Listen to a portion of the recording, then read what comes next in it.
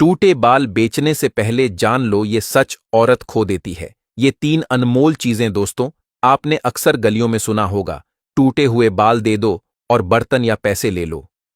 सुनने में यह एक सामान्य व्यापार लगता है, लेकिन क्या आप जानते हैं कि शास्त्रों में इसे अपने ही सौभाग्य का सौदा करना बताया गया है।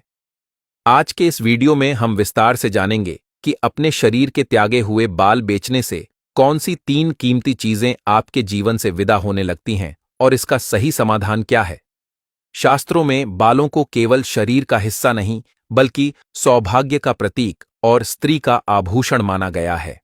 प्राचीन ग्रंथों के अनुसार बाल व्यक्ति की आभा, ऑरा को संचित करते हैं।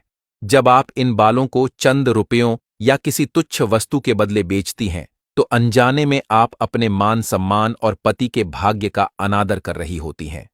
सामाजिक दृष्टिकोण से भी देखें तो घर की लक्ष्मी का अपनी ऊर्जा के अंश को कूड़े के भाव बेचना परिवार की प्रतिष्ठा को धूमिल करता है। यह क्रिया दरिद्रता की मानसिकता को जन्म देती है, जिससे समाज में आपका और आपके परिवार का प्रभाव धीरे धीरे कम होने लगता है।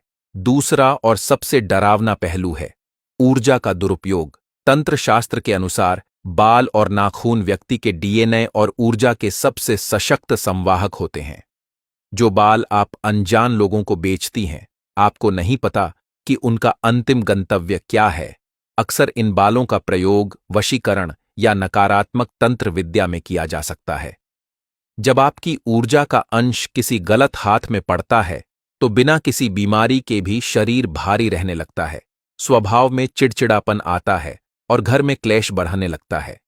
यह आपकी मानसिक शांति को पूरी तरह भंग कर सकता है। क्या चंद रुपए आपकी इस मानसिक शांति से अधिक कीमती हैं? तीसरा बड़ा नुकसान है घर की बरकत का जाना। शास्त्रों में स्त्री को गृहलक्ष्मी कहा गया है।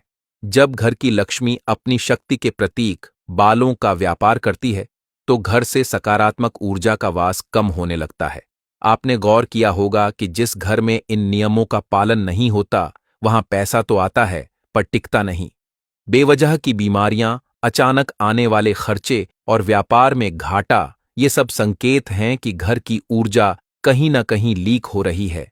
बालों का इस तरह विसर्जन करना दरिद्रता को आमंत्रण देने के समान है। अब प्रश्न आता है कि इन टूटे हुए बालों का क्या करें। शास्त्र कहते हैं कि अपने शरीर के त्यागे हुए अंश को कभी भी खुले में, चौराहे पर या अनजान हाथों में नहीं देना चाहिए। मिट्टी में दबाना सबसे उत्तम मार्ग है कि टूटे हुए बालों को इकट्ठा करें और किसी सुनसान स्थान या गमले की मिट्टी में गहराई में दबा दें। मिट्टी ऊर्जा को सोख लेती है और उसे सुरक्षित कर देती है। अग्नि को समर्पित करना। यदि दबाना संभव न हो तो इन्हें जला देना भी एक विकल्प है, ताकि इनका कोई दुरुपयोग न कर सके। याद रखें, आपकी ऊर्जा और आपका सौभाग्य अमूल्य है। चंद बर्तनों या चंद रुपयों के लालच में आकर अपने और अपने परिवार की सुरक्षा से समझौता न करें। दोस्तों, वीडियो में बताई गई यह बात बिल्कुल सत्य है। पहले मेरी दोस्त की मम्मी के साथ भी ऐसा ही कुछ हुआ था। मैं आपको विस्तार से बताता हूँ, ध्यान से सुनिएगा। पहले मेरे दोस्त के घर में अचानक सब कुछ अच्छा रहता था। खूब वह तरक्की भी करते थे उसके पिता। अचानक से पैसे के लालच के कारण और कुछ चंद बर्तनों के लालच के कारण उसकी मम्मी अपने टूटे हुए बालों को इकट्ठा करती रहती थी और हफ्ते के बाल हो जाने के बाद उनको बाल वाले को बेच देती थी। फिर अचानक 3-4 दिन से उनके घर में अचानक बीमारियां बढ़ने लगी और पैसे की समस्या आने लगी। तो वह बहुत परेशान होने लगी और बहुत परेशान होकर घर में ही बैठने लगी। वह बहुत परेशान हो गई। वह सोचती थी कि ऐसा अचानक मेरे घर पर क्या हो गया है। पहले तो मेरे घर पर सब कुछ अच्छा रहता था, अचानक मेरे घर पर यह परेशानियां कैसे आ रही हैं। तो एक दिन सपने में उनकी इष्ट देवी आई और उनसे कहने लगी कि तू अपने टूटे हुए बालों को बेचना बंद कर, नहीं तो तेरे घर की परेशानियां कभी नहीं जाएंगी। तो उसी दिन से मेरे दोस्त की मम्मी अब बिल्कुल भी अपने टूटे हुए बाल नहीं बेचती हैं।